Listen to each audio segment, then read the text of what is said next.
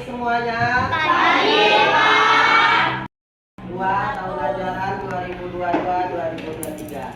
Nah, sebelum kegiatan pembelajaran dimulai, mari kita membuat kesepakatan atau keyakinan kelas.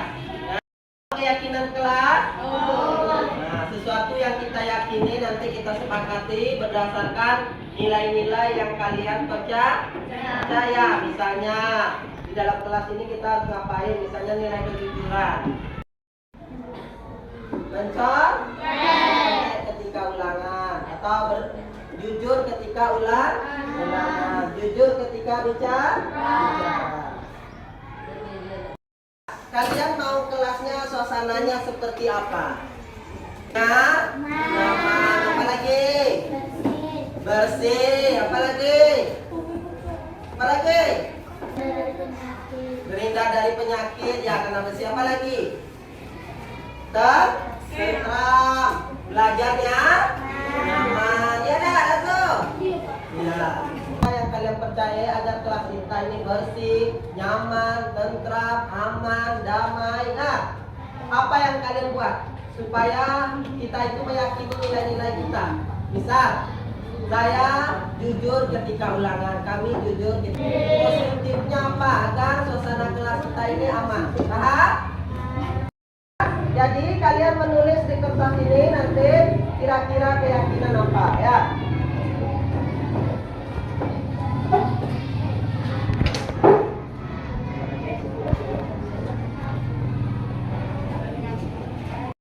Tulis keyakinannya.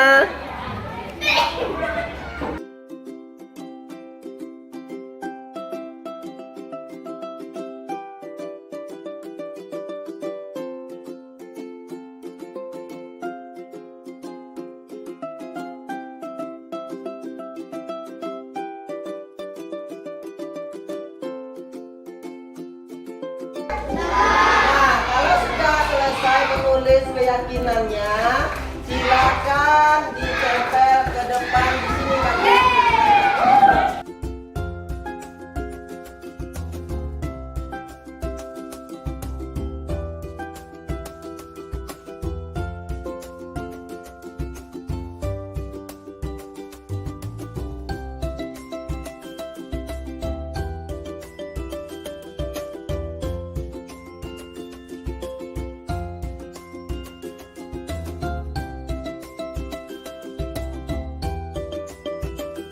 Kelas yang kalian buat, Bapak bacakan ya. Yang pertama, dilarang buang sampah sembarangan, dilarang berambut panjang, berpakaian rapi, dilarang mencontek ketika ujian, datang tepat waktu ke sekolah, saling kerjasama dan menghargai ketika diskusi.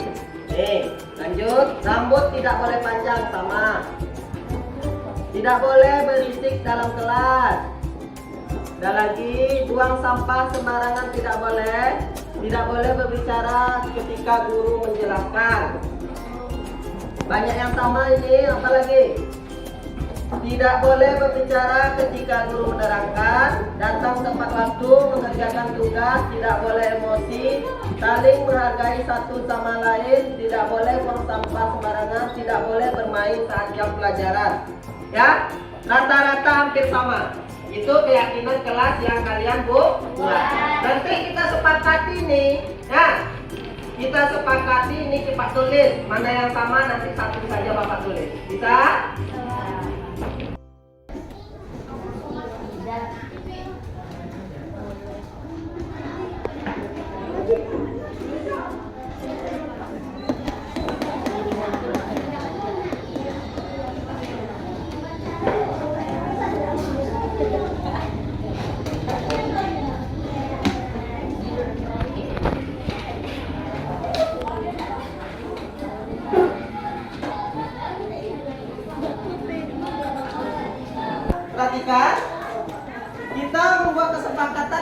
sama isinya, kita lihat. Tidak boleh membuang sampah sembarangan, tidak boleh ribut ketika guru berbicara, membuat tugas, menghargai teman. Tidak, kita tidak boleh menggunakan kata tidak. Jadi kita rubah menjadi positif. Apa contohnya? Tidak boleh membuang sampah sembarangan. Jadi menjaga kebersihan ruang kelas. Bisa? Jadi setiap kata negatif kita rubah menjadi kata positif. Apa? Jaga kebersihan ruang kelas.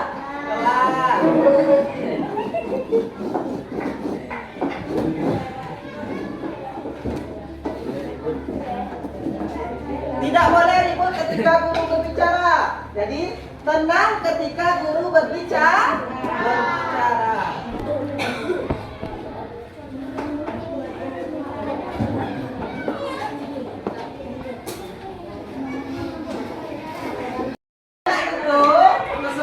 Keyakinan kelas yang kalian buat kita simpulkan saja ya dengan kata positif ya.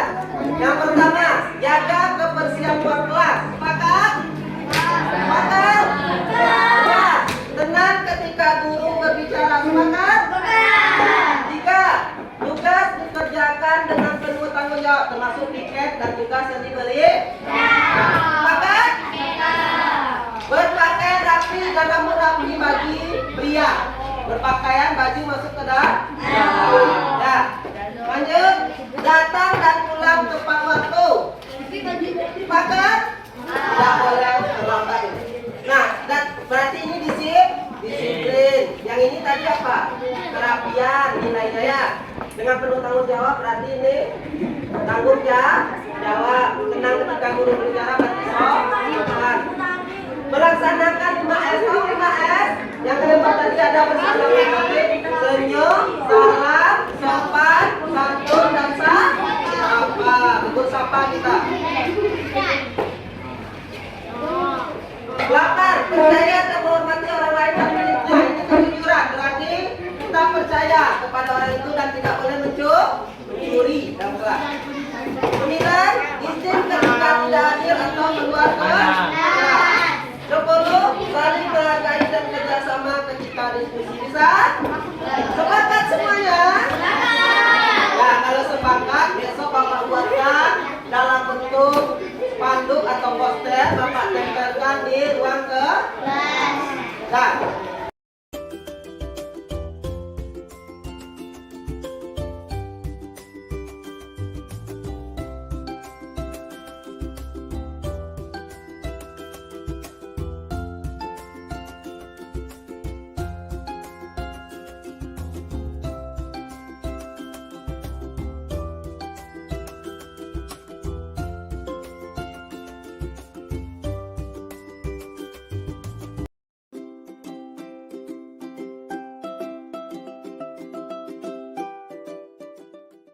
Assalamualaikum warahmatullahi wabarakatuh. Waalaikumsalam warahmatullahi wabarakatuh.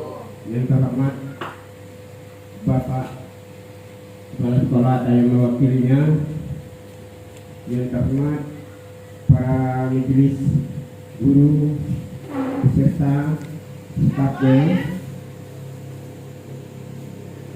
puji beserta syukur kehadirat Allah Subhanahu wa Ta'ala yang telah melimpahkan rahmatnya sehingga kita dapat berkumpul di aula kantor sekolah kita ini ya, dalam rangka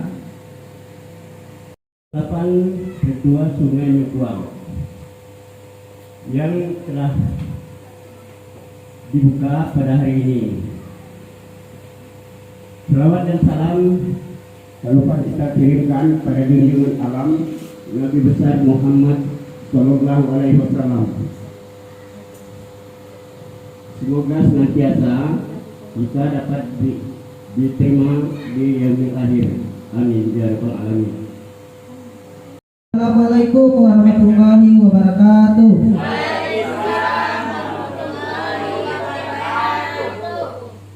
Alhamdulillah, puji syukur kehadirat Allah Subhanahu wa Ta'ala yang telah melimpahkan rahmat karunia serta nikmat kesehatan dan kesempatan sehingga kita dapat melangkahkan kaki dan mengayunkan tangan di ruangan kantor yang kita cintai ini dalam rangka menimba ilmu, yaitu tentang budaya positif. Selanjutnya, salawat berserta salam kita kirimkan buat junjungan umat Islam, yakni Nabi Muhammad SAW, dengan lafaz Allahumma shalli ala sayyidina Muhammad wa ala ali sayyidina Muhammad. Baiklah, yang terhormat Bapak Kepala Sekolah atau yang mewakili, selanjutnya Bapak Ibu Majelis Guru, guru-guru hebat SDN 88 Sungai Mengkuang. Izinkan saya untuk hari ini pada hari Rabu tanggal 18 Januari 2023 sedikit berbagi tentang budaya positif. Di sini saya bukan menggurui Bapak Ibu semua, karena Bapak Ibu semua senior saya dalam mendidik. Siapa yang berlebih ilmu silakan berbagi. Kita adakan pertemuan ini guna supaya pembaharuan dalam bidang pendidikan. Jadi kita adakan kegiatan KKG. Semoga ini awal pembuka tahun 2023 untuk kedepannya. Semoga sekolah kita ini mempunyai rancangan untuk kegiatan berikutnya. Amin ya rabbal alamin. Semangat Bapak Ibu semua. Semangat menerima ilmu. Baiklah, sama kita tahu saya guru di sini ngajar kelas 6. Saya salah satu calon guru penggerak angkatan 7 dari Kabupaten Bungo. Alhamdulillah, saya sudah lebih kurang 2 bulan melaksanakan pendidikan guru penggerak angkatan 7 yang sudah membahas satu modul yang terdiri 4 pembelajaran. Alhamdulillah, semoga doakan saya semoga lancar sampai akhir, sampai modul terakhir, dan bisa mendapat gelar menjadi guru penggerak. Hilang C-nya lagi. Kita bergerak bersama-sama semuanya. Tergerak, bergerak, menggerakkan. Itu sebuah moto guru penggerak. Tergerak, bergerak, menggerakkan. Tergerak itu artinya tergerak dari kesadaran diri kita masing-masing. Bergerak, kita bergerak untuk menuju kebaikan. Menggerakkan, kita menggerakkan orang lain untuk mengikuti jejak kita agar pendidikan kita menjadi lebih baik lagi. Tergerak, bergerak, menggerakkan. Saya minta waktunya lebih kurang 2 jam atau 1 jam lebih. Kita akan menjelaskan yaitu aksi nyata saya tentang pemahaman dan penerapan budaya positif di sekolah atau di lingkungan tempat kita berada. Terbayang nggak Bapak Ibu dari judul ini kira-kira budaya positif itu membahas apa nantinya? Budaya positif? Tahu budaya? Baik, positif itu artinya baik. Sebelum kita membahas materi, karena dibiasakan kami mempelajari tentang kesepakatan kelas atau keyakinan kelas, jadi kita sekarang buat kesepakatan terlebih dahulu. Setiap kami diberi materi oleh fasilitator maupun pengajar praktik ketika tatap muka, kami mengadakan kesepakatan kelas. Kira-kira Bapak Ibu semua sepakat? Ini 3 kesepakatan yang saya buat. Nanti kalau ada tambahan kita tambah. Yang pertama, menyimak materi yang saya sampaikan dengan penuh rasa tanggung jawab. Gimana Bapak Ibu, sepakat? Sepakat? Yang kedua, berbicara ketika dipersilahkan. Jadi kita berbicara ketika dipersilakan. Nanti kita ada sesi tanya jawab. Jika ada yang bertanya, saya persilahkan, silakan bertanya. Sepakat? Yang ketiga, disiplin. Jadi kita sudah disiplin, sudah berada di sini. Jadi disiplin dari awal sampai akhir. Sepakat Bapak Ibu? Sepakat? Sepakat semuanya. Kita semua nanti bisa kita terapkan. Kalau sering-sering biasa kita sudah pernah. Sekarang tatap bersama-sama lagi. Biasanya 1, 2 orang, 3 orang. Sekarang kita bersama-sama.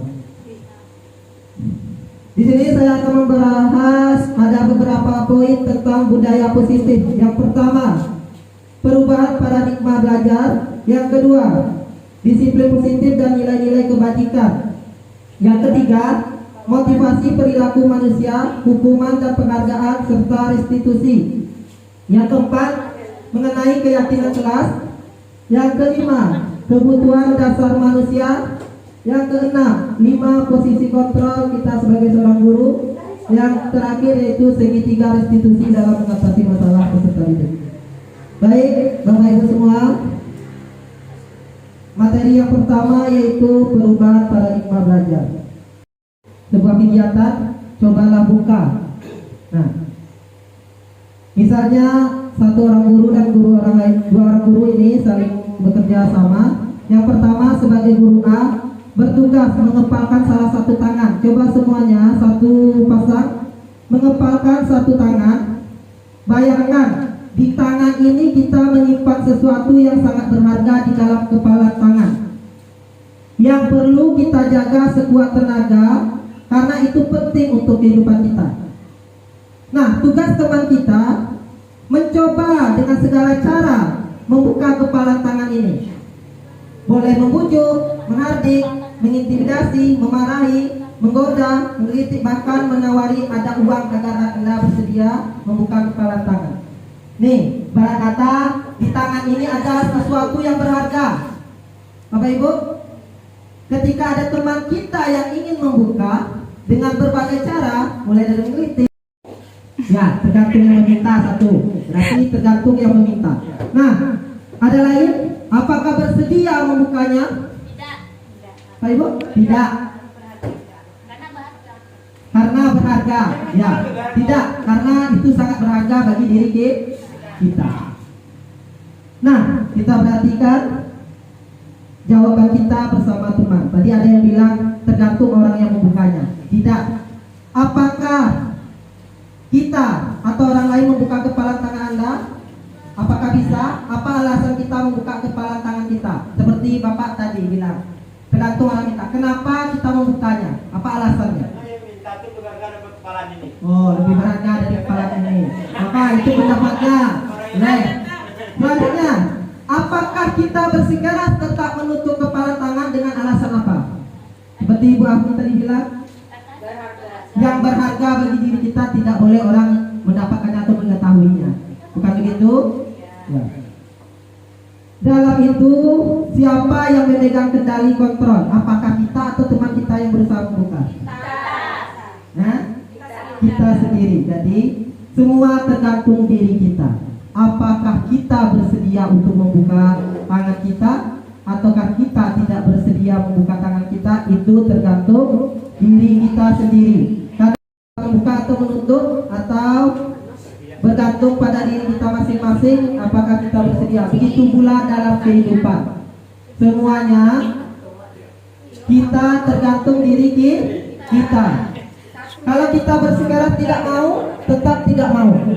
Bagaimana cara orang merobohkan kita, merayu kita, kita tetap tidak mau. Itulah nanti kita pelajari, itulah kedisiplinan diri kita. Begitu. Itu sesuatu yang berharga. Tadi saya bilang yang berharga pada diri kita, berarti yang sangat berharga. Nah, bisa pikirkan ya anak kita atau segala macam, kan banyak konteksnya. Nah, menurut Dr. William Glasser, seorang ahli ilmuwan, beberapa makna kontrol diri atau kontrol. Yang pertama, ilusi guru mengontrol murid. Yang kedua, ilusi bahwa semua penguatan positif, efektif dan bermanfaat. Yang ketiga, ilusi bahwa apakah dengan membuat orang merasa bersalah atas perbuatannya dalam tujuan kita untuk baik, apakah itu boleh? Nanti kita bahas pada sesi berikutnya. Nah, seseorang bisa merubah stimulus respon kepada pendekatan teori kontrol, seperti menurut Stephen R. Covey mengatakan, ini sebuah kata, bila kita ingin membuat kemajuan perlahan, sedikit-sedikit ubahlah langkah acuan kita. Ubahlah bagaimana kita melihat dunia, bagaimana kita berpikir tentang manusia, mengubah paradigma kita, skema pemahaman dan penjelasan aspek-aspek tertentu tentang realitas. Jadi intinya di sini semua tergantung di kita, sama seperti kepala tangan terus. Berikut antara stimulus respon dan teori kontrol yang kita peragakan tadi. Kalau stimulus respon yaitu berbeda. Yang kedua, semua orang melihat hal yang sama, itu menurut stimulus respon. Sedangkan teori kontrol, setiap orang memiliki gambaran berbeda akan sesuatu.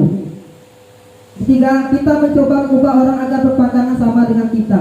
Kalau teori kontrol, kita berusaha memahami pandangan orang lain tentang dunia, bukan memaksa seseorang. Yang keempat, perilaku buruk dilihat sebagai suatu kesalahan.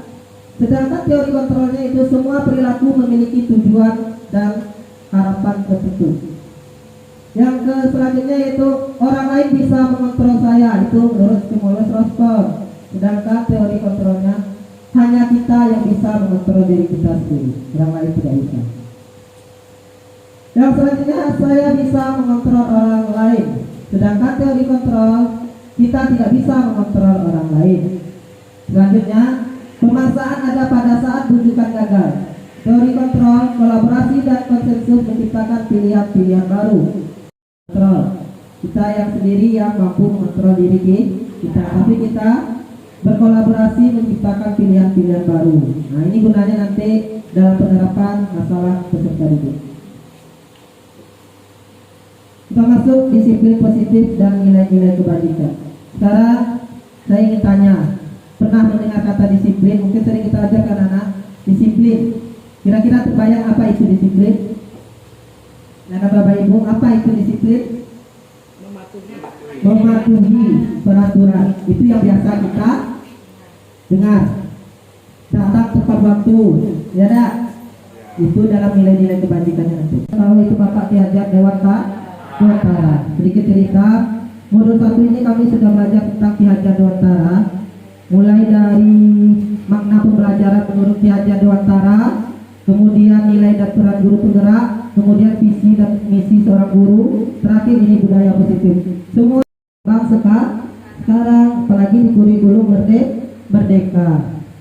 Nah, menurut Ki Hajat Dewantara, pernah saya dengar, pembelajaran itu harus berpihak pada anak. Kita itu sebagai pamong, guru itu sebagai pamong keluarga. Kita itu harus memiliki rasa kekeluargaan kepada siswa kita. Pembelajaran itu harus menambah pada anak.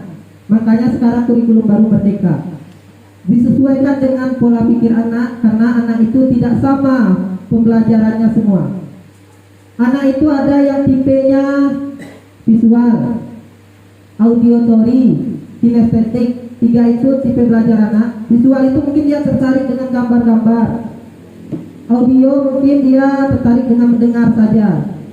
Kinestetik itu mungkin dengan hobinya bergerak, mengeraba-raba benda atau segala macam, benda konkret dan segala macam. Belajar visi atau nilai-nilai dan peran guru penggerak, sama dengan keterangan Ki Hajat Dewantara. Kami itu bagaimana menciptakan pembelajaran yang inovatif, kreatif, kemudian berkolaborasi. Nah, maka itu saya kemarin berkolaborasi dengan Bapak Ibu guru dan kepala sekolah, minta izin ini kapan bisa acara ini, kemudian meminta syarat karena Bapak kepala sekolah kita berhalangan, jadi kita percepat saja sekarang. Sekarang kita lihat, menurut Ki Hajat Dewantara, di mana ada kemerdekaan, disitulah harus ada disiplin yang kuat.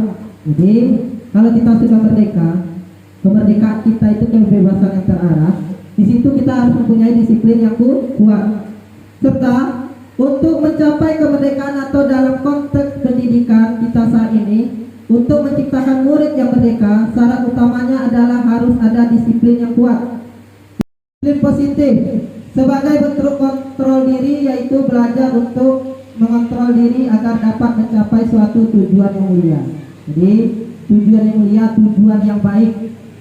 Jadi kita berusaha mengontrol diri kita untuk mencapai suatu tujuan yang mulia. Tujuannya murid kalau kita terapkan murid, menjadi orang yang mereka inginkan dan menghargai diri sendiri dengan nilai-nilai kebajikan yang mereka percaya. Nilai-nilai kebajikan ini nanti kita bahas seperti kejujuran, tanggung jawab dan sebagainya macamnya. Disiplin diri ini hendaknya timbul dari diri kita sendiri, bukan karena paksaan orang lain, bukan atau karena embel-embel suatu penghargaan dan sebagainya macamnya. Jadi disiplin diri ini mulai dari diri kita sendiri. Dicapai setiap individu. Sekarang Bapak Ibu pasti memiliki nilai kebajikan tersendiri untuk mencapai tujuan Bapak Ibu. Ya tidak? Ya ada. Dalam diri Bapak Ibu pasti sudah tertanam nilai-nilai tersebut. Misal nilainya tanggung jawab atau kejujuran. Tujuannya apa? Pasti untuk kejujuran itu apa? Agar orang lain bisa percaya pada kita. Ya. Lanjut, menurut Diane Gosen, seorang ahli mengungkapkan bahwa dengan mengaitkan nilai-nilai kebajikan yang diyakini seseorang, maka motivasi intrinsik akan terbangun. Motivasi dalam diri ada beberapa dimensi atau beberapa nilai.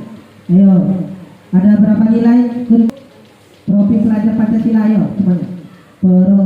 Pelajar Pancasila beriman dan bertakwa pada Tuhan Yang Esa dan berakhlak mulia, berkebinekaan global, gotong royong mandiri, kreatif dan bernalar kritis. Itu berdasarkan nyanyi, kalau itu kebalik ya. Nah, jadi ini nilai kebajikan. Selain ini ada nilai kebajikan yang lain seperti artinya berpikir tingkat tinggi.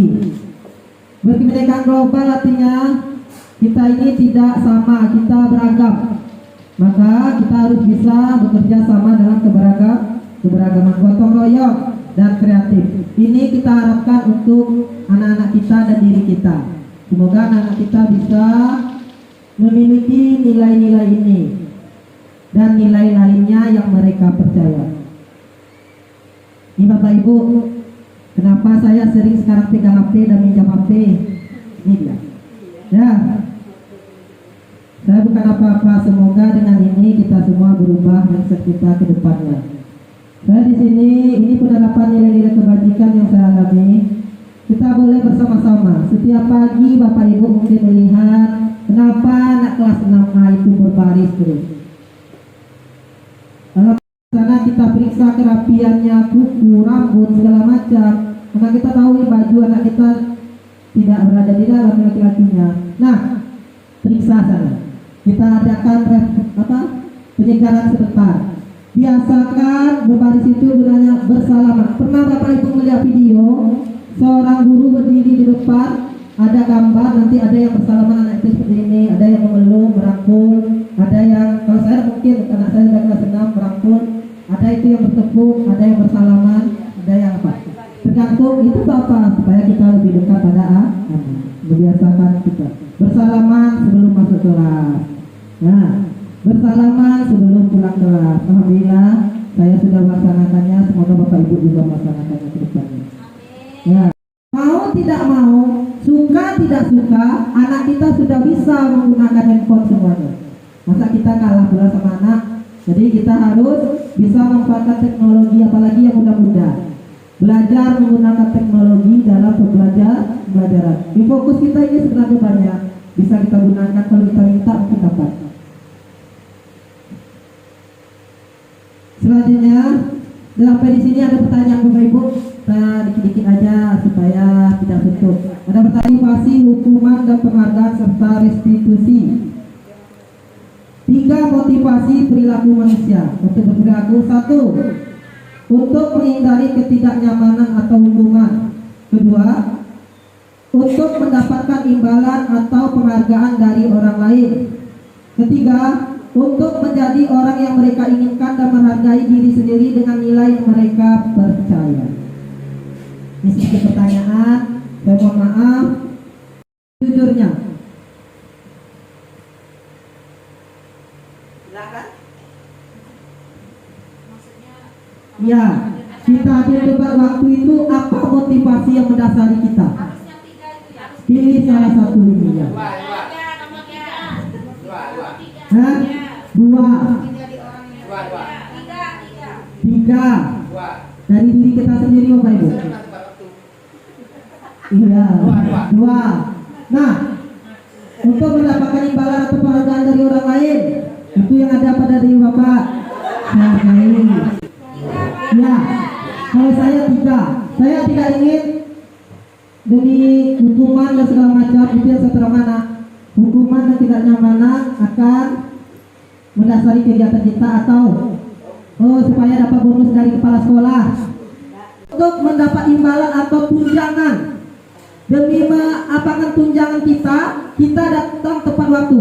Tapi mulailah yang nomor 3 untuk menjadi orang yang mereka inginkan dan menghargai diri sendiri dengan nilai yang mereka berikan. Ini nilai kita.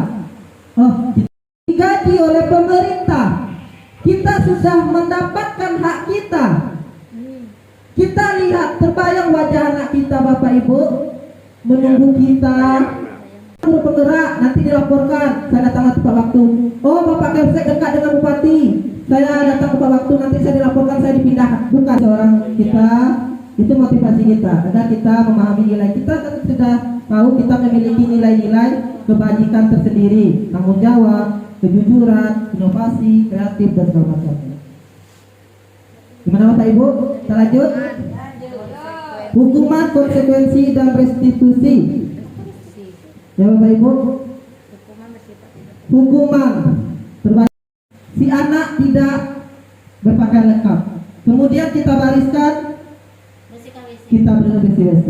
Makanya saya tidak mau kemarin. Ya, kita suruh bersihkan WC. Ini akan kita bahas. Kita suruh bersihkan WC.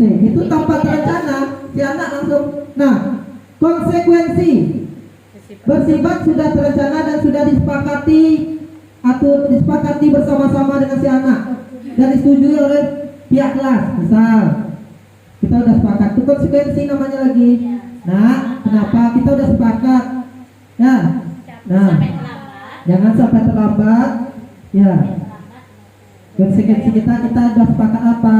Kita datang tepat waktu, berpakaian rapi. Itu konstitusi. Proses menciptakan kondisi bagi murid untuk memperbaiki kesalahan mereka sehingga mereka bisa kembali pada kelompok mereka dan karakter yang lebih kuat atau lebih baik lagi. Restitusi namanya itu. Menciptakan kondisi bagi murid untuk memperbaiki kesalahannya agar lebih baiklah lagi. Hukuman atau konsekuensi. Nah, misal tindakan guru mencatat 100 kali di dalam buku kalimat, saya tidak akan terlambat lagi karena terlambat ke sekolah. Anak kita mungkin sering kita atau tegak tiang bendera ketika terlambat. Apakah itu hukuman atau konsekuensi? Hukuman, ya. Karena itu tidak terencana, dia tiba-tiba. Ya tak? Anak terlambat, kita suruh hormat gerak sampai siang. Itu hukum. Lari mengelilingi lapangan sebanyak beberapa kali karena keterlambatan. Itu hukuman. Ya. Membersihkan coretan yang dibuatnya di meja tulis. Hukuman atau konsekuensi? Ya, konsekuensi.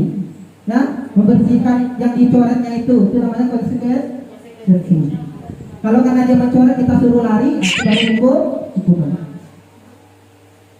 Push up, tidak menggunakan, tidak membawa pakaian lengkap segala macam, itu juga hukuman.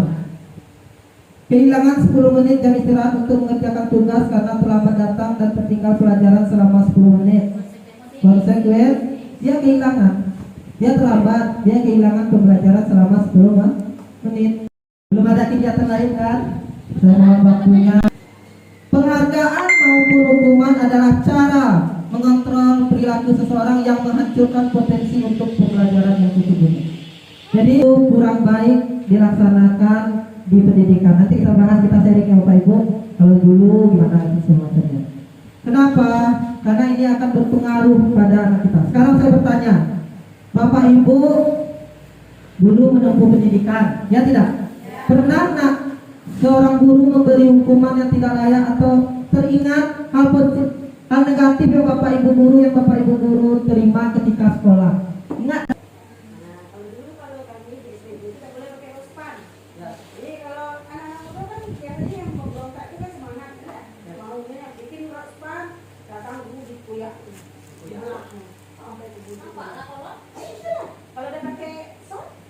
Ya.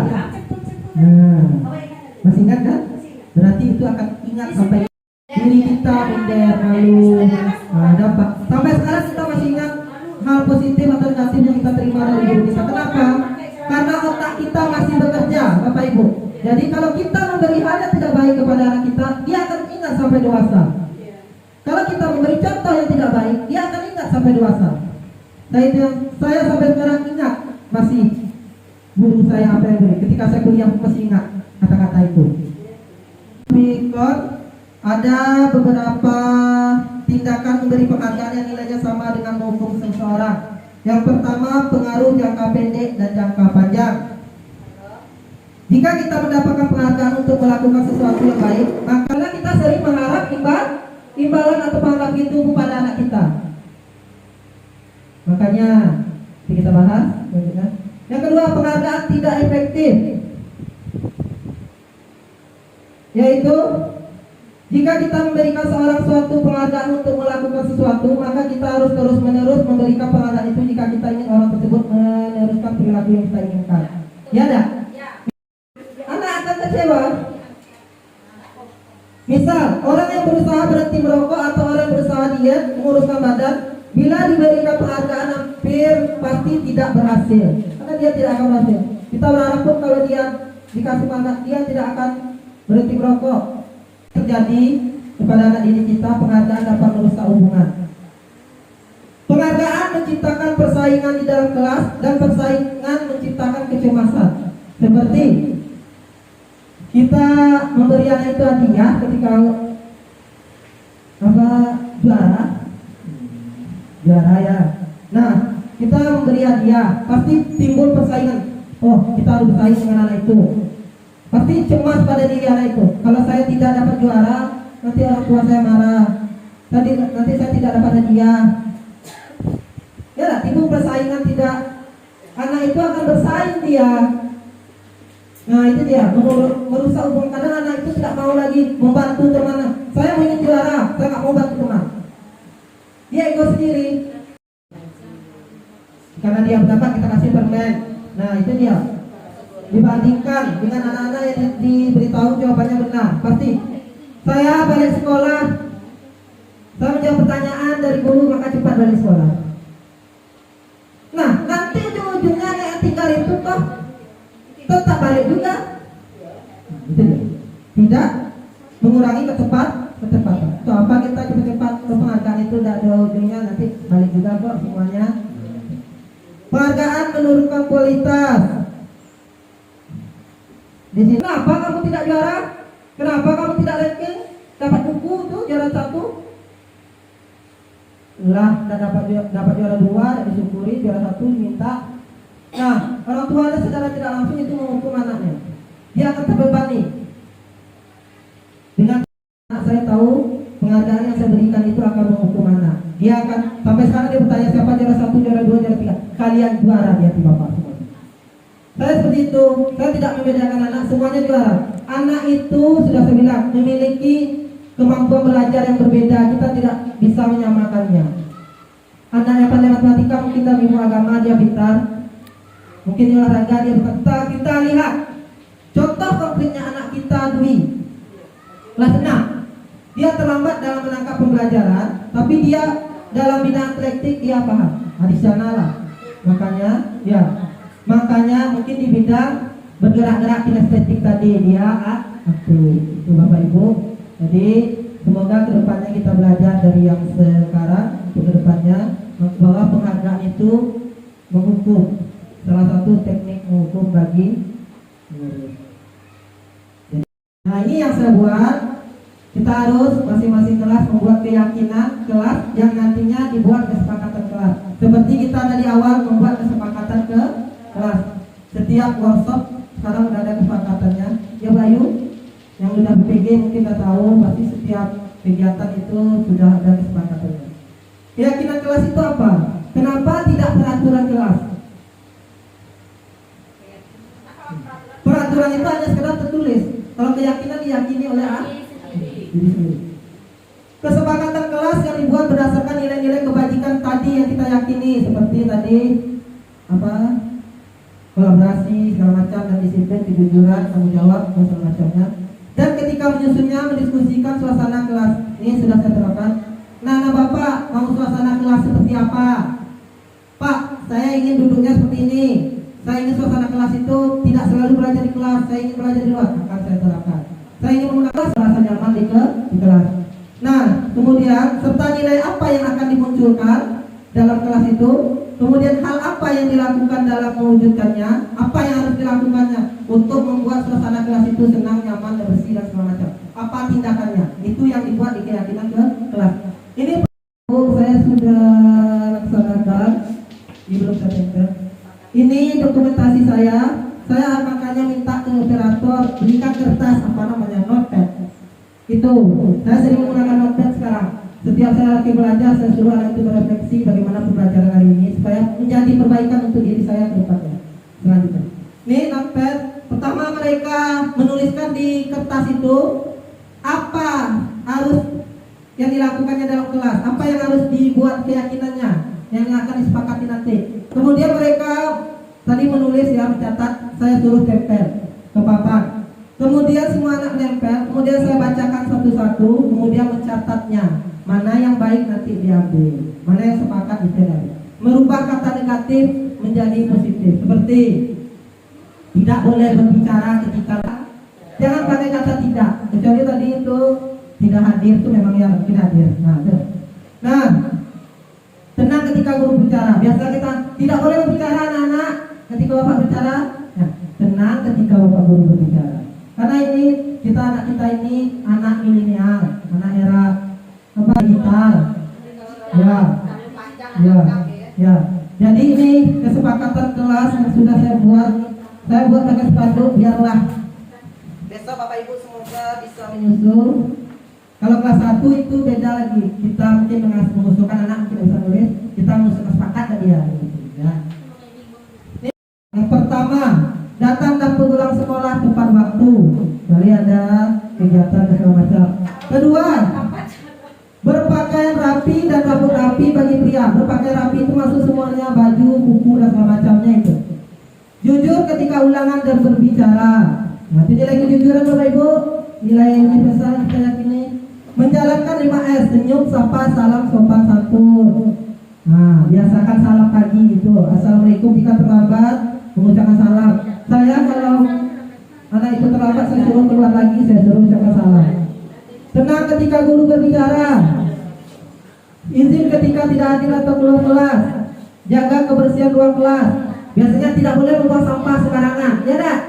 Nah, saya ubah itu jaga kebersihan ruang kelas. Saling bekerja sama dan menghargai ketika diskusi, percaya dan menghormati orang lain serta barang miliknya. Berarti ini tidak mencuri. Tugas dikerjakan dengan penuh tanggung jawab termasuk piket dan mengerjakan tugas yang diberikan. Ini keyakinan kelas yang telah kami sepakati, namanya kesepakatan kelas. Alhamdulillah sudah berjalan sedikit demi sedikit karena anak itu bukan robot yang kita perintah, jadi berangsur-angsur. Alhamdulillah. Kita sama-sama kalau kurang apa boleh minta bantuan ke saya ya. Jadi kita minta kepada kepala sekolah untuk memberikan notepad-nya dulu, kertas kecil itu. Pak guru SDN 88 Sungai Mengkuang mempunyai kesepakatan kelas di kelasnya. Kalau kurang paham Bapak Ibu boleh panggil saya. Mari saya akan bersedia membantu mengarahkan anak-anak itu. Bapak Ibu bersedia? Kelas 1 Ibu, tujuannya baik. Ya, saya tidak menggurui, saya hanya berbagi, tapi mau diterima. Alhamdulillah. Semoga tergerak dari hati masing-masing untuk berubah lebih baik lagi. Saya tidak memaksa, saya hanya biarlah saya bergerak sendiri dulu. Nah, gitu. Semoga Bapak Ibu termotivasi dari saya bergerak dan bisa bergerak juga. Nah, ini yang saya bilang tadi, anak tidak sama. Seperti kita memiliki 5 kebutuhan dasar. Kita sebagai manusia ada 5 kebutuhan dasar Bapak Ibu. Halo? 5 kebutuhan dasar. Saya kawan nanti. Ya. Ada penguasaan kekuatan untuk mencapai sesuatu. Pasti kita punya keinginan. Kebebasan, kemandirian, banyak bergerak dan suka mencoba hal baru dan menarik. Yang terakhir, kesenangan untuk mencari senang. Anak kita pasti memiliki kelima-lima ini. Nah, jika, ini kata kuncinya, jika seseorang tidak dapat kebutuhan dengan cara positif, maka mereka bisa melanggar peraturan atau hal yang tidak sesuai dengan nilai kebajikan yang mereka percaya. Maka dari itu kita sebagai guru harus memahami 5 kebutuhan dasar ini terhadap setiap anak kita. Mungkin satu contoh, anak kita sering ketemu makan di kelas? Sering? Mungkin kebutuhan dasar yang mana yang tidak terpenuhi? Bertahan hidup. Mungkin dia tidak sarapan. Itu kita cari tahu. Kemudian kasih sayang, bisa jadi anak kita itu ribut dalam kelas, mungkin mengharapkan kasih sayang kita diperhatikan. Bisa jadi itu tidak terpenuhi di rumah, ya, atau tidak terpenuhi oleh diri kita sebagai seorang guru. Jadi kita harus paham. Kemudian kesenangan, mungkin anak itu ingin belajarnya itu diselingi permainan. Kita menjelaskan materi dari awal sampai akhir. Bosan? Saya, bosan? Tidak ada yang larang belajar harus dalam kelas, dah. Kami alhamdulillah sudah menerapkan belajar di luar, walaupun sekali-sekali ya. Nah, tergantung pembelajarannya. Ya Pak Oki, Apa? guru yang apa? Yang malas ngajar itu kurang kasih sayang kayaknya. Ah, bisa jadi. Iya, bisa jadi. Bisa jadi. Apa? Termasuk apa-apa? Bisa. Kita izin keluar. Cuma maaf, saya minta maaf dulu ya. Izin keluar, ngapain? Mau makan. Atau kita makan dalam kelas. Mungkin kebutuhan dasar kita tidak terpenuhi ini. Bertahan hidup kita tidak. Dengan nanti tidak makan, kita bisa dalam kelas. Yang pertama, penghukum. Kita mungkin pernah sebagai penghukum. Kedua, membuat rasa bersalah. Ketiga, sebagai teman dengan murid. 4, sebagai memantau saja, mencatat data apa pelanggaran ibu. Kemudian manajer. Manajer ini posisi yang paling ideal kita terapkan di kelas. Bisa kita memperhatikan video sebentar.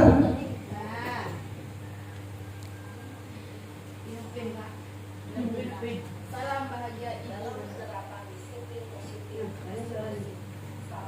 Dan yang dikembangkan adalah 5 posisi kontrol. Kita perhatikan. 5 posisi kontrol yang restitusi adalah proses perjalanan seorang pendidik agar dapat mengenali dirinya. Pada video kali ini, kita akan membahas tentang 5 posisi kontrol yang dikembangkan oleh Dian Dawson dan contoh penerapannya. 5 posisi kontrol itu adalah 1. Posisi penghukum. 2. Posisi pembuat merasa bersalah. 3. Posisi teman. 4. Posisi pemantau atau monitor. Dan 5. Posisi manajer. Untuk lebih memahami kelima posisi tersebut, mari kita saksikan kasus Naren yang terlambat hadir 20 menit di sekolah dan melihat bagaimana kelima posisi kontrol dalam menghadapi masalah tersebut.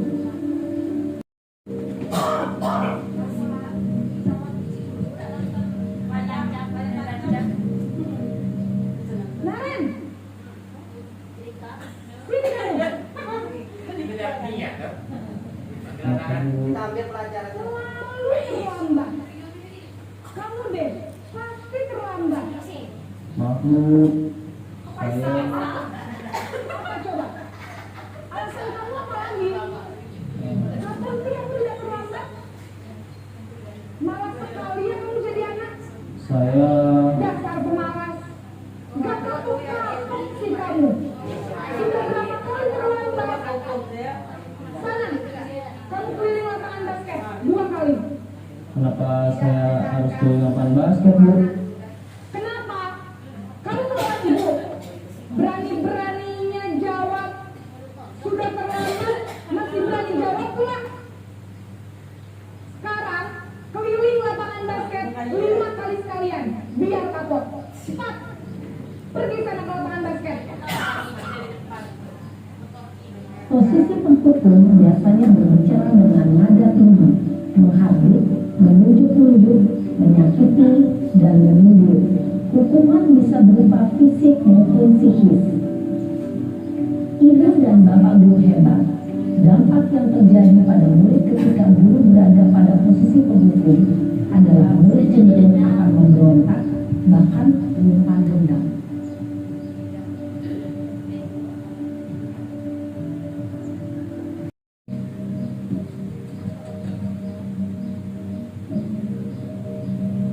Naren,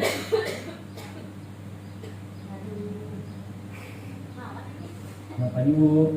Naren, kamu kenapa terlambat lagi, nak? Ya Tuhan, Naren, kamu senang ya bikin ibu susah ya? Kalau kamu terlambat lagi, nanti ibu yang ditegur oleh kepala sekolah, nak. Disangka ibu tidak bisa membina kamu. Duh, gimana ini? Maaf Bu. Duh, Gusti Naren, kamu suka ya kalau ibu tegur bapak kepala sekolah? Terus, sekarang ibu harus tulis apa ini di buku absen? Ini kamu sudah sering terlambat loh. Ibu harus apa coba? Maaf Bu. Maaf sekali. Ya sudah, lain kali jangan bikin ibu susah lagi anak ya. Ibu tidak akan kuat lagi kalau kamu begini terus. Bisa jantungan kalau ibu tegur bapak kepala sekolah. Sana cepat kelas. Maaf ya Bu. Maaf sekali. Posisi pembuat rasa bersalah berbicara dengan nada tenang, cenderung lembut, namun kata-kata yang dibicarakan membuat murid merasa menjadi orang yang gagal, memandang buruk dirinya sendiri, merasa tidak berharga, dan tidak sanggup membahagiakan orang lain. Ketika guru mengambil posisi pembuat rasa bersalah, murid akan menganggap dirinya yang bersalah dan ia akan menyimpan emosi negatif tersebut di dalam dirinya.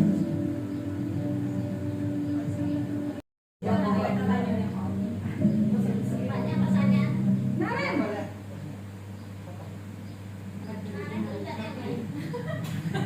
Selamat pagi Bu. wah, sudah jam berapa ini nak? Terlambat lagi ya saya. Iya Bu.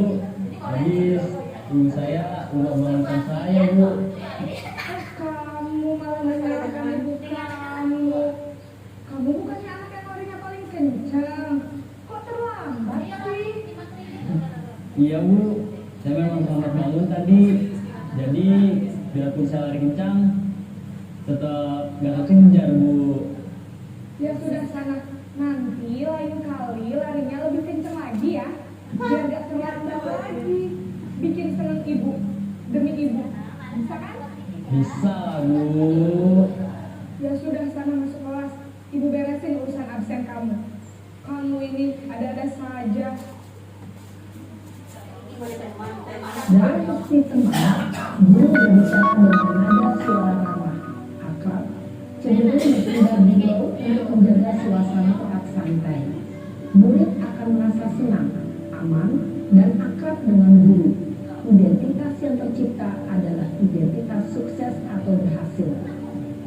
Namun, perlu diingat, karena ini masih dorongan eksternal, maka ada faktor ketergantungan dari murid kepada orang tertentu. Di sini guru absennya, sehingga di lain waktu murid bisa berperilaku baik, namun hanya kepada orang-orang tertentu saja.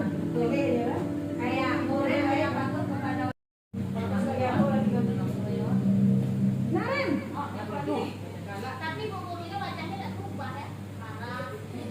Selamat pagi Bu. Naren, apa peraturan sekolah kita tentang jam berapa kita harus masuk sekolahnya? Kita harus di sekolah jam 7 Bu. Iya betul, sekarang sudah jam 7.20. Naren sudah tahu konsekuensinya jika terlambat hadir. Paham Bu. Saya harus tinggal kelas pas jam istirahat selama 20 menit. Ya benar, konsekuensinya demikian. Jadi nanti jam 9.30 pas istirahat, kamu harus tinggal di kelas, kerjakan tugas tambahan untuk ketertinggalan kamu, ya? Baik Bu. Posisi pemantau menandakan penghitungan atau data untuk mengontrol murid. Guru mengarahkan murid berdasarkan peraturan dan konsekuensi. Seorang pemantau menunjukkan bahasa tubuh dan ekspresi wajah yang datar dan cenderung formal.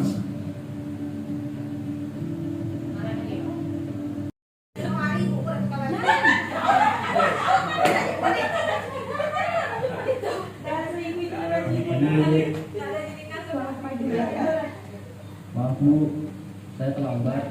Ya, sekolah masuknya jam 7, sekarang sudah jam 7.20. Jadi sekarang bagaimana ini, Ren?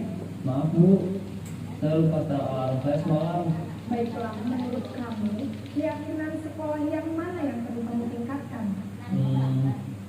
Menghargai diri sendiri dan orang lain mungkin ya Bu. Setuju. Jadi, apakah Naren meyakini prinsip saling menghormati tersebut? Iya Bu, saya meyakininya. Apakah Naren bersedia memperbaiki masalah keterlambatan ini? Bersedia Bu. Bagaimana kamu akan perbaiki masalah keterlambatan ini? Saya akan coba untuk tidak lupa menyetel alarm saya Bu. Baik, kalau Naren lupa menyetel alarm di rumah, ada orang yang kira-kira bisa bantu mengingatkan tidak? Ada Bu, kakak saya, Kak Emma. Ada lagi selain Kak Emma? Selain Kak Emma, ada ibu saya. Baik, jadi yang mengingatkan Naren adalah Kak Emma dan ibu saya. Kira-kira akan mulai setel alarm kapan nih, Naren? Setelah pulang sekolah, akan segera saya lakukan. Baik, jadi Naren akan setel alarm untuk bangun besok pagi dan akan diingatkan oleh kakak dan ibunda Naren ya. Ada lagi yang mungkin perlu dilakukan Naren agar tidak terlambat bangun lagi. Tidak ada Bu. Baik Naren, terima kasih untuk kerjasama kamu. Sekarang kamu perlu kembali ke kelas untuk belajar. Baik Bu, terima kasih. Posisi manajer adalah posisi kontrol yang disarankan untuk membimbing murid memiliki sikap disiplin yang positif, yaitu murid yang mandiri, bertanggung jawab, dan dapat memecahkan masalah. Tujuan dari posisi ini adalah agar murid dapat berefleksi atas tindakannya. Guru akan dengan tulus memberikan pertanyaan-pertanyaan bermakna, sehingga membuat murid dapat belajar dari kesalahannya dan mencari sebuah solusi untuk menyelesaikannya. Yang kedua, membuat rasa bersalah. Yang ketiga, memantau. Yang keempat, memantau. Dan yang terakhir yaitu manajer. Begitu saja. Nah, sekarang pertanyaan saya, posisi dari 5 itu mana yang sering Bapak Ibu lakukan? Saya sebelum melaksanakan CGT, saya sering melakukan membuat rasa bersalah. Kenapa? Contoh, ketika anak meribut, saya sering, kalau kalian meribut, kelas kita di kantor, Bapak yang kena tegur, Bapak yang kena marah oleh guru-guru lain, Bapak nanti yang akan ditegur oleh kepala sekolah seperti kita. Kalian tidak apa-apa, Bapak yang kena marah tidak bisa mendidik kalian, membuat kalian tenang, karena kelas kita di kantor. Saya pikir-pikir dengan memahami ini, itu kurang baik Bapak Ibu. Karena itu anak menjadi merasa bersalah, merasa dia dirinya paling gagal. Kalau dengan saya berbicara, kasihan Bapak, itu gagal ya. Jadi posisi kontrol yang paling baik yaitu posisi kontrol sebagai manajer. Kata ilmu yang kami saya dapat, boleh turun satu tingkat yaitu sebagai pemantau. Kalau tidak bisa manajer, tapi turun ke tingkat terbawah penghukum tidak boleh. Membuat rasa bersalah tidak boleh dan teman juga tidak boleh. Karena itu akan dampaknya negatif pada anak. Teman tadi kelihatannya baik ya, kepada guru itu, kepada guru lain tidak. Itu dia. Karena dia itu dianggapnya lebih akrab. Ya, saya yakin. Saya takut hanya kepada saya saja, kepada Mumun dan Ibu Ayu, Bu Raga tidak. Oke, bisa jadi atau pada Bu Ayu saja. Penghukum gitu. Terima maaf. Sekali lagi, ternyata hukuman sebagai penghukum itu tidak baik. Anak menjadi emosi yang terpendam dalam diri, ya. Emosinya terpendam dalam diri Bapak Ibu, itu tidak baik penghukum. Makanya saya kemarin suruh anak BWC saya mau. Nah saya alhamdulillah sudah dapat ilmunya. Kita ini hanya berdoa berdoa dan berdoa semoga kita lebih baik lagi. Gunakanlah posisi manajer kita. Itu guna tadi keyakinan kelas. Keyakinan kelas yang kita buat itu gunanya untuk sebagai posisi manajer. Puncaknya dalam mengatasi masalah anak yang terlambat, bolos, ribut, atau tidak berpakaian lengkap dan segala macamnya anak-anak kita yang langgar. Yang pertama kita tahu restitusi itu salah satu strategi dalam mengatasi masalah anak dengan berdiskusi dengan anak, mengetahui kebutuhan mana yang belum terpenuhi dan kita beri solusi. Anak itu menemukan solusi tersebut. Yang pertama, menstabilkan identitas. Yang kedua, validasi tindakan yang salah. Yang ketiga, menanyakan keyakinan. Itu namanya segitiga restitusi, karena ada 3 tindakan yang kita lakukan. Menstabilkan identitas, bagian dasar dari segitiga bertujuan untuk mengubah identitas dari anak yang gagal karena melakukan kesalahan menjadi anak yang sukses atau positif terhadap dirinya. Tindakan, membantu murid mengenali kebutuhan dasar yang ingin dipenuhinya ketika melakukan kesalahan, seperti beribut, mungkin dia butuh kesenangan.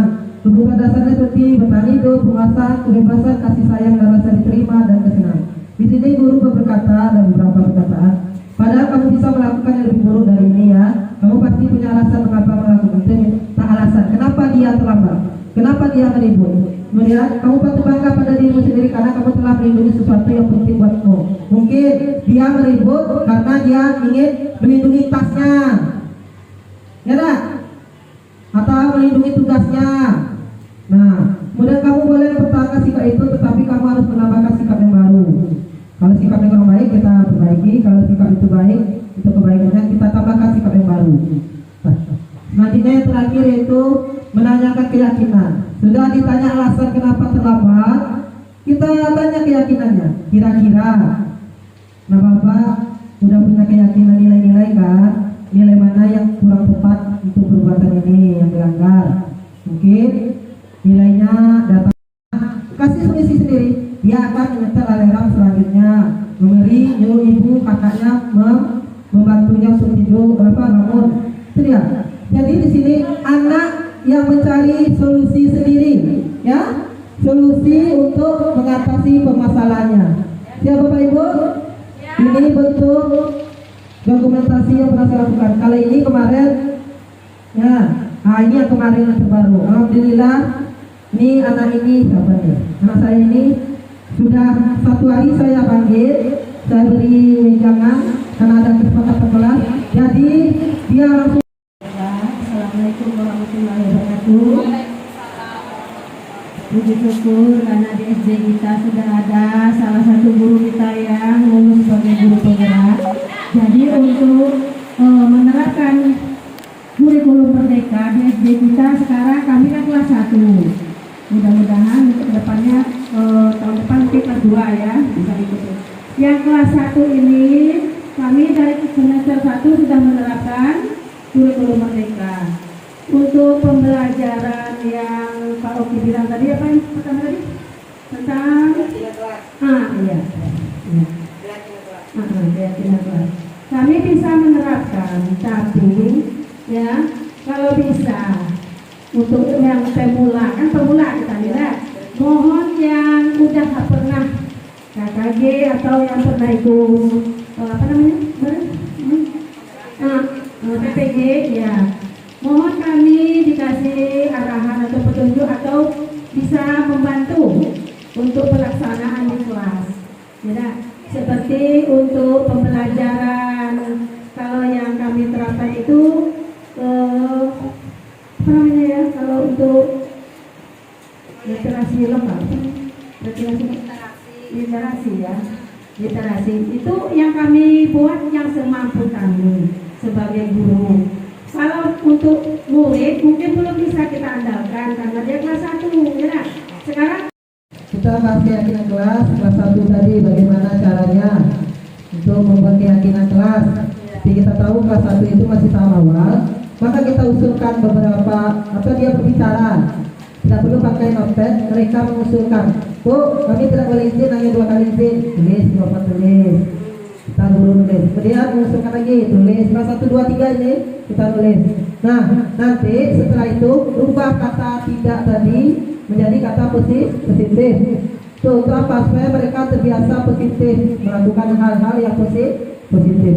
Nah, kemudian setelah disepakati dengan anak, seperti keyakinan kelas kami, kelas harus bersih kalau salah saya. Nih, jaga kebersihan kelas. Maka anak saya inisiatif sendiri mereka lah. Tidak boleh ditulisnya di depan pintu di sana masuk sepatu dalam kelas. Maka anak saya sejak saya membuat keyakinan kelas, alhamdulillah anak saya tidak pernah masuk sepatunya dalam kelas. Kalau buka sepatu di dalam sepatu kita buat, kita usulkan sepatu, kita beri mereka, apakah nanti baru setujui bersama-sama. Jangan mereka itu nanti dia mempunyai kesadaran diri untuk diri sendiri, tidak paksaan lagi. Makanya disiplin positif itu timbul dari diri kita sendiri.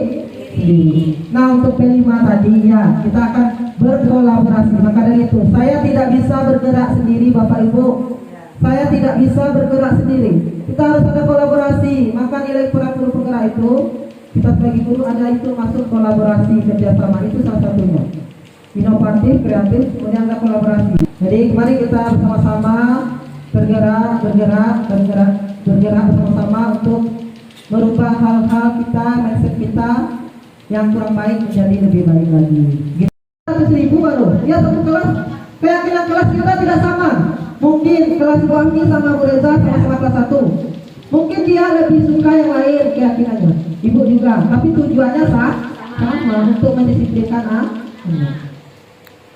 mungkin bahasanya berbeda. Dan Bapak Ibu boleh berkolaborasi dengan guru agama dan guru PJOK. Kita berkolaborasi dengan saya, tetap berkolaborasi dengan PJOK dan agama untuk memperindah kelas saya. Besok kita lanjut lagi satu. Nah, ada pertanyaan lagi Bapak Ibu, silakan. Wahmi, silakan.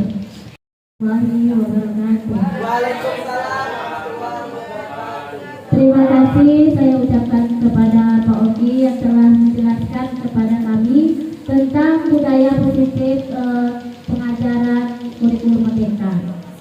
Di dalam pembelajaran kelas 1 sering saya temui, cuman di SD 88 ini ya Pak, saya mengajar kelas 1 sudah lama.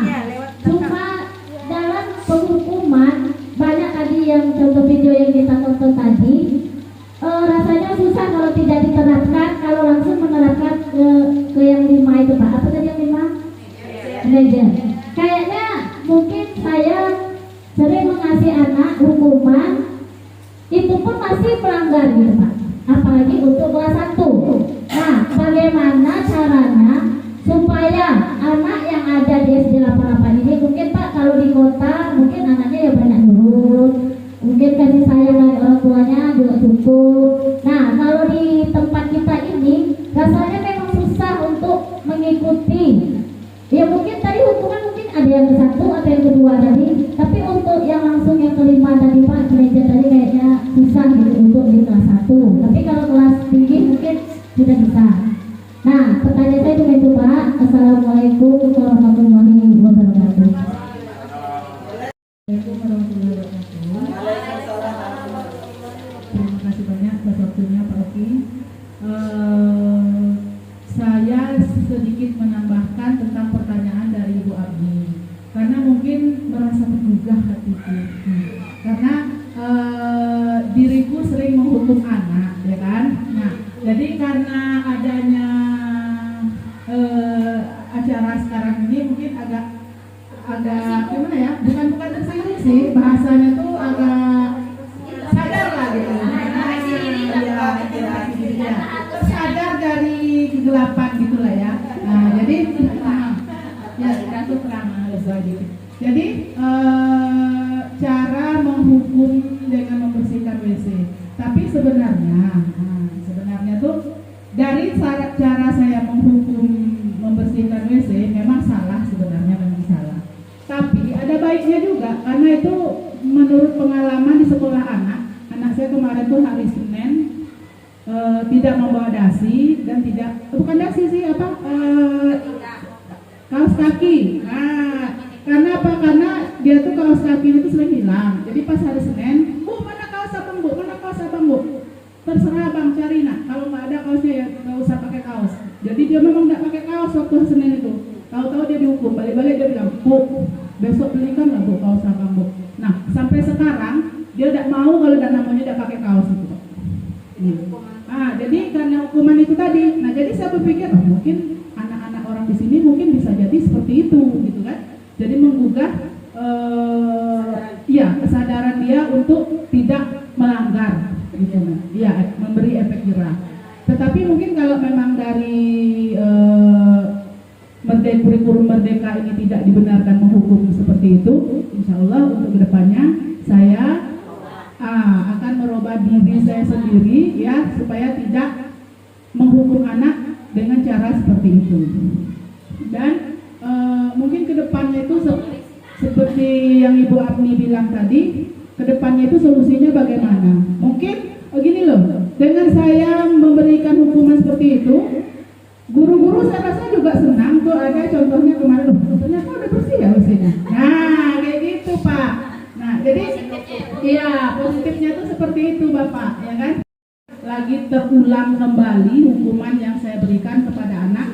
Ya solusi lainnya supaya WC-nya bersih, terus anaknya tidak melanggar peraturan lagi. Nah seperti itu. Jadi hanya itu yang ingin saya minta perjelas dari Bapak gitu ya. Jadi saya akhiri. Assalamualaikum warahmatullahi wabarakatuh. Waalaikumsalam. Terima kasih kepada Ibu Apni dan Bu Ika, ini guru kelas 1 dan kelas 6 ya. Ya, penghukum ini sebenarnya 5 bersih kontrol ini bukan di kurikulum Merdeka saja, kurikulum dulu juga, cuman kita terlambat tahu gitu. Ya, terlambat tahu, saya pun terlambat tahu. Saya bukan tidak pernah menghukum, saya juga tidak pernah membuat rasa bersalah seperti tadi penghukum. Saya pernah, teman juga saya pernah di daerah Kampil, saya ada sebagai teman dekat, terlalu dekat. Nah itu, cuman posisi ini kurang baik lagi kita terapkan. Kenapa? Anak itu tidak dari dirinya sendiri. Kita tahu disiplin itu kesadaran diri sendiri. Itu karena dia paksaan. Seperti tadi, dia tidak mau dihukum. Seperti kita tahu tadi kan, dia melakukan disiplin karena dia tidak mau dihukum gurunya. Itu sudah tadi ada 3 tadi posisi kontrol kita. Tujuan kita mana? Kita perlu ke kesadaran diri kita masing-masing. Bukan karena paksaan, bukan karena kita dihukum atau dapat penghargaan. Walaupun hukuman yang baik itu tidak ada, hukuman tetap hukuman. Seperti yang baik adanya. Dengan bersihkan WC, anak akan WC itu kan bersih, kita harus nyaman. Itu baik. Ya, tidak ada hukuman yang baik Bapak Ibu. Seperti menulis lagi, mencatat, itu hukuman baik. Hukuman tetap hukuman. Tidak ada hukuman yang baik dan tidak baik. Hukuman tetap hukuman. Ucapkan itu Bapak Ibu. Jadi dampaknya kita tidak lihat. Iya, benar anak itu takut. Benarnya anak itu akan berubah. Kedepannya nih, mungkin besok ia berubah. Kedepannya berikutnya melakukan hal yang sama tidak? Saya tanyakan itu. Bapak Ibu? Hah? Tergantung anak. Iya, benar. Tapi faktornya kita salah. Disiplin positif itu kesadaran yang akan pada diri kita sendiri, bukan karena paksaan atau hukuman. Iya. Tapi banyaknya gagal. Saya perhatikan hukuman. Ini mohon maaf. Hukuman itu tidak baik, sekali lagi, baik verbal maupun fisik. Kenapa? Posisi kita itu seharusnya manajer ini Bapak Ibu. Kita kenali anak itu. Iya anak itu, dia itu mendongkol dalam hati Bapak Ibu. Kita tidak tahu anak itu mendongkol apa tidaknya. Dia dalam hatinya, oh saya dihukum guru, jahat kali berikannya, sangat kali berikannya, saya disuruh WC. Belum malunya lagi Bapak Ibu, dia akan diejek oleh temannya, sanksi sosialnya. Belum apa-apanya, ya. Ini menurut kami pelajari, hukuman itu mau penghargaan itu kurang baik untuk kita terapkan. Posisi kita harus berada di posisi manajer. Karena tadi disiplin itu harus kesadaran diri, jangan dari paksaan. Oh, saya terlambat, nanti saya ditegur kepala sekolah. Oh, saya terlambat, akan dihukum guru PSKWT. Jadi niat anak itu bukan dari dirinya, dia karena paksaan dari guru takut dihukum tadi. Dia sudah berada di sini mindsetnya. Oh, saya akan dihukum, melakukan kesalahan saya akan dihukum. Dampaknya tidak baik kepada itu semua. Kita buat keyakinan kelas ini tidak di kelas, di rumah bisa anak kita buat apa? Dia sadar dari diri, akan terbiasa sadar dari dirinya sendiri, bukan paksaan hukuman lagi. Nah dengan hukum tadi dia akan terus karena dia takut dihukum. Seperti tadi, saya tidak masuk tidak pakai sepatu karena dihukum, saya tidak mau lagi dihukum besok, saya akan melakukan itu. Berarti dia takut karena hukum, bukan kesadaran itu. Seperti itu maksudnya Bapak Ibu. Nah, seperti Bu Afki tadi, ya saya bukan berarti saya tidak pernah, semuanya saya pernah, ya. Tapi saya berubah, mari kita berangsur-angsur berubah Bapak Ibu, berusaha, ya. Sebagai hukum anak kelas 1 itu tadi, anak kelas 1 sedang dihukum, saya tanya sama Bu Afki. Tadi pertanyaan, apakah anak itu masih berbuat sampai sekarang? Nah, itu efeknya. Tadi yang tambah menjadi, kalau kita tidak tahu kebutuhan anak, dasar anak, dia akan menjadi-jadi. Itu tadi, saya sudah berusaha penghukum di SD lama, saya sebagai penghukum atau pengasuh salah, tak akan berubahnya hanya sekejap mata, sebentar. Itu satu lagi, dia hanya takut, dia hanya dihukum, takut kepada guru yang hukum. Kita tahu, dia takut Bayu, sering menghukum bersihkan WC dan semacam melari. Dia takut sama Bayu kepada kita. Jadi dia tidak sama dengan posisi teman ini. Dia tidak takut ke guru yang lain karena tidak ada kesadaran diri pada diri sendirinya. Makanya posisi manajer itulah buat kesepakatan kelas kita. Makanya ya. Jadi sekarang ini Pak, problemnya tadi di sekolah kan bibir murid-murid saya yang perempuan sama merah bekas sekolah. Jadi saya nama Pak, saya sampai nanti nih tahu nih. Nah, itu betul apa salah tuh Pak? Jadi tadi saya masuk lagi kamera dari kawan sekolah. Jadi saya kantornya bisa memuji ya? Iya, jadi saya bilang posisi teman itu. Jadi saya bilang kalau kayak gitu caranya Pak pasti semuanya. Kita sama-sama biar cantik semuanya, saya bilang kayak gitu. Nah, itu belum gitu tuh kayak mana tuh? Iya, berarti Orang juga bakal tercoba kalau kita membiarkan kayak gitu. Maksudnya menunggu kesadaran dari anak. menunggu itu bukan menumbuhkan kesadaran. Iya, seperti posisi yang Bu Abi bilang tadi, kita merasa akrab dengan anak. Oh, lakukanlah. Apa? Berarti posisi itu teman. Kalau teman tadi kurang bagus. Posisi yang paling bagus manajer. Kita itu membuat peraturan, tapi anak itu timbul dari diri. Dia yang mencari solusi. Seperti tadi buat listrik. Panggil. Kita ada kesepakatan keras, tidak boleh berpakaian yang kurang. Itu masuk pakaian kan atau alat apa? Nah, iya. Kenapa kamu melakukan itu? Mungkin supaya sehingga tidak tercantik, lebih cantik, lebih baik tidak kurangi pakai itu. Nah, kita beri solusi karena belum usianya, nanti efeknya tidak baik. Kita jelaskan apa kita beri anak itu yang memecahkan masalah itu sendiri, di samping kita membantu cari solusi. Insya Allah. Ya, kita tidak tahu karena benar setiap anak berbeda. Saya sudah paham. Ada dengan dihukum dia bisa dan tidak. Tapi efeknya itu Bapak. Saya masih ingat saya waktu sekolah dihukum. Sampai sekarang masih ingat. Kesan guru itu yang kurang baik itu masih ingat. Kan itu dah lagi bagi kita. Kalau kita beri hukuman, ingat, oh seorang guru itu, Ibu A, dia terkena galak membersihkan WC. Mau kita dicat seperti itu. Assalamualaikum warahmatullahi wabarakatuh. Waalaikumsalam. Terima kasih kepada Pak Oki dan juga teman-teman yang lain. Saya sangat sama dengan UIK tadi, sangat tergugah sekali dengan adanya penjelasan-penjelasan tentang budaya positif hari ini, karena apapun yang sudah dijelaskan tadi itu semuanya pernah dilakukan. Dan yang naasnya itu dulu tuh merasa benar tuh, wah mantap guru saya, tempatlah saya sebagai guru udah buat gini, oh bangga dengan diri sendiri. Tidak saya bungkiri. Ternyata ya itulah yang dikatakan orang di atas langit masih ada langit. Kita sudah merasa benar, ternyata itu tidak tepat. Nah, itulah yang kita, ya bukan tidak benar tapi belum tepat. Nah, selama ini mungkin kita merasa apa yang kita lakukan itu sudah benar, apa yang kita lakukan itu sudah tepat. Itulah makanya menuntut ilmu itu tidak ada habisnya. Kita bisa ini, ternyata masih ada lagi yang lebih bisa dari kita. Kita tahu ini, ternyata masih ada lagi yang lebih tahu dari kita. Nah, itu yang saya dapatkan. Memang benar, saya sangat menyadari sekali itu setelah PPG Pak Oki. Setelah PPG itu saya benar-benar menyadari bahwasanya semakin kita belajar, semakin kita merasa kekurangan ilmu ya. Semakin kita kekurangan ilmu, semakin kita belajar lagi, semakin kita kekurangan ilmu lagi. Nah, oleh karena itu kalau kita berhenti belajar, maka kita merasa kita sudah pintar. Kita merasa haus dengan ilmu. Nah, seperti itu. Makanya saya harap jangan stop sampai di sini perjuangan. Walaupun kita sudah jadi PNS, sudah berpangkat tinggi, misalnya janganlah berhenti untuk belajar. Ya, karena ilmu itu tidak ada batasnya.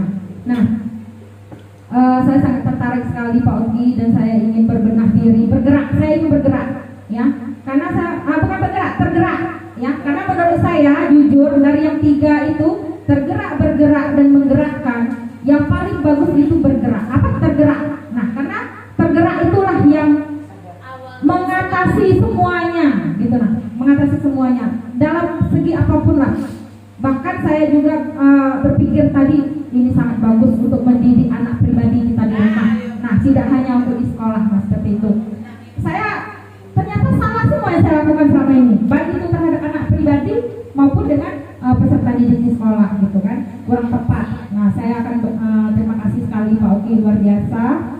Nah, saya sebagai salah satu guru di SD 88 sangat berharap kita semua bisa bekerja sama, berkolaborasi, bagaimana kita bisa menerapkan apa yang diharapkan oleh pemerintah, juga apa yang diharapkan oleh seluruh peserta didik kita.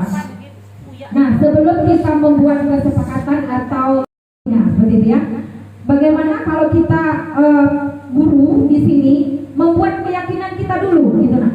Soalnya gini, kalau tidak dimulai dari kita sendiri, bagaimana kita mau menerapkan ke peserta didik? Nah, gitu kan? Kita buat kesepakatan keyakinan kita sebagai guru dulu. Kita mulai dari diri kita dulu. Kita mulai bergerak, tergerak dulu dari kita sendiri.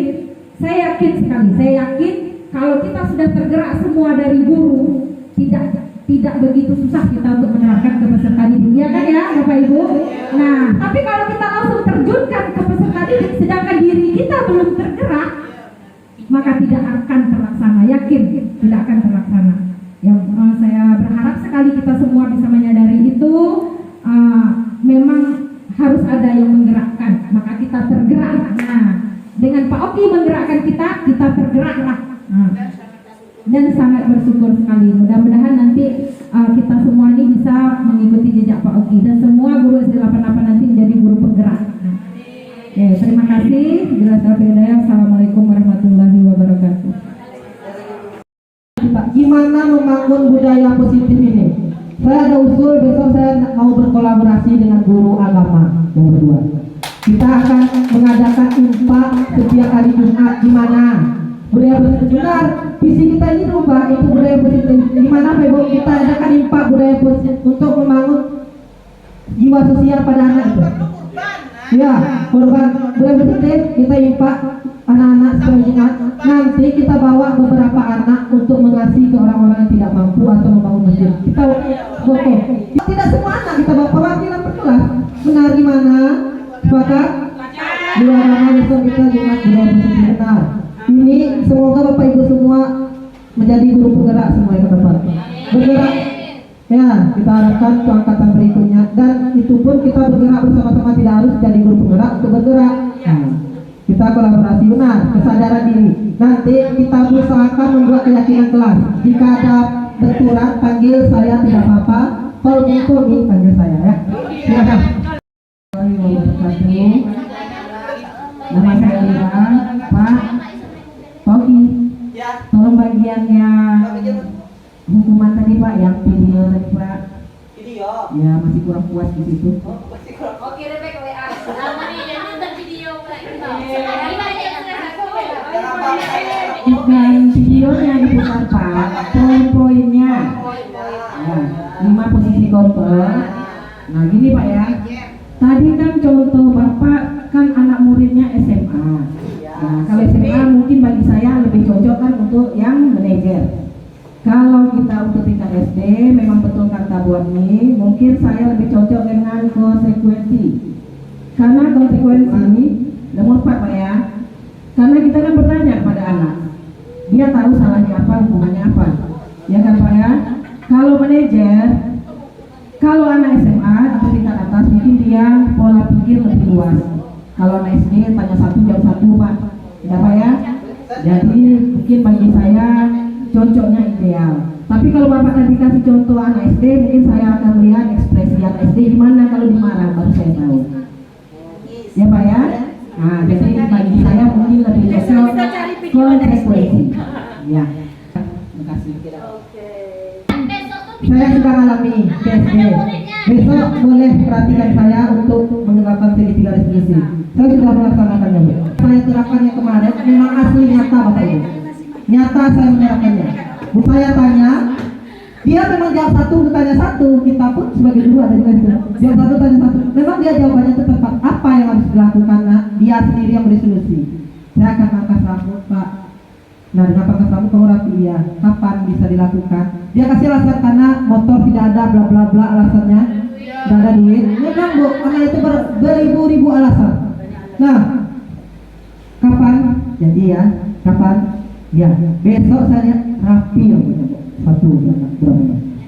Saya ada dua, satu, dua, tiga. Nah, satu lagi, saya sudah memberi hukuman apa? Potong rambut, tapi potongnya dikit aja, Bu. Dia timbul kesal dalam hati. Kenapa anak itu kesal ketika rambutnya dipotong, Pak Ibu? Ya, saya sudah pernah menghukum. Saya pernah, bukan saya guru, kita tidak ada yang pernah ya. Kita belajar dari kesalahan. Menghukum. Saya sering membuat rasa bersalah. Karena saya sering menghibahkan orang gimana supaya mereka terima, tersenyum. Saya sering itu membuat rasa bersalah. Kami sering curhat di CGP, sering itu penghukum dan pembuat rasa bersalah serta teman-teman jarang itu ya. Dua itu sering kami sering curhat di forum diskusi kami, benar ternyata itu salah. Hukuman yang baik juga salah. Mari kita sama-sama Bapak Ibu ya untuk merubah pola pikir kita. Benar. Disiplin, budaya positif mulai dari diri kita sendiri. Karena disiplin itu kesadaran di diri. Nah, untuk manajer boleh, apa tadi? Pemantau boleh, Bu. Kalau pemantau itu memantau dengan konsekuensi tadi. Dia berseiringan dengan manajer. Cuma solusinya kita juga yang mencari sedikit. Ya, eksternal juga dari dalam. Nah, kalau posisi manajer tidak berhasil, boleh turun setingkat catat kesalahan anak, konsekuensinya apa boleh. Tapi coba dulu pemantau manajer Bapak Ibu, karena ini posisi yang paling ideal. Tidak memandang maupun SMA, SMP, kuliah, di rumah kita bisa juga terapkan Bapak Ibu. Nih saya sudah mulai mau membuat keyakinan anak saya di rumah. Nah, karena anak saya masih kecil jadi belum bisa. Secara umur 3 tahun atau beberapa tahun saya buat. Coba Bapak Ibu, kita rumputkan bersama-sama keyakinan. Nah, Misalnya anak yang terbilang PR lupa tuh manajernya gimana? Itu kan pekerjaan di rumah tuh. ya. Lupa. Berarti tidak sesuai keyakinan saya, tugas dikerjakan dengan penuh tanggung jawab. Berarti berapa, apa kegiatannya pulang sekolah, tanya terus. Nah, main jam berapa kamu main, lupa. Nah, jam berapa kamu ngaji, tanya. Mungkin kegiatannya padat. Nah, kemudian di kegiatan sela-sela tanya, apa jam berapa kamu seharusnya bisa mengerjakan tugas. Mungkin nah, saya di dusun nih Bapak Ibu, mungkin di sini juga kegiatan anak SD itu padat. Pulang sekolah madrasah, ya mereka madrasah ada. Kasihan kita anak-anak kita, madrasah nanti lah ngaji, sudah ngaji, ya les segala macam. Padat. Kalau anak kita nggak boleh tugas itu sebenarnya lagi. Iya benar Bapak Ibu. Tugas itu kalau ingin dia anak itu kita kasih aja satu. Kadang-kadang kan anak itu tidak selesai di sekolah. Nah ya, jadi kan satu. Makanya memberi latihan ini sedikit. Harus sesuai tepat waktu. Memberi latihan jangan terlalu banyak, takut tidak ternilai Bapak Ibu. Kita sudah capek-capek beri tugas nilai, tidak perlu dinilai anak tugasnya. Nah, kecewa bukan? Nah itu. Ini kita tidak perlu banyak, tapi cukup mereka paham. 2, 1, 3. Iya dah, sepakat kita. Nah, kita menjadi lebih maju dan disiplin. Amin. Sama-sama jadi masing-masing. Ya, mohon maaf Bapak Ibu. Tidak terasa waktu telah habis. Mohon maaf waktunya tersita, mungkin setelah ini nak berkumpul dengan keluarga atau segala macam. Ya, sekali lagi jika ada saya salah kata atau menyinggung perasaan Bapak Ibu, saya mohon maaf sebesar-besarnya. Nah, terlebih dan terkurang saya akhiri dengan wassalamualaikum warahmatullahi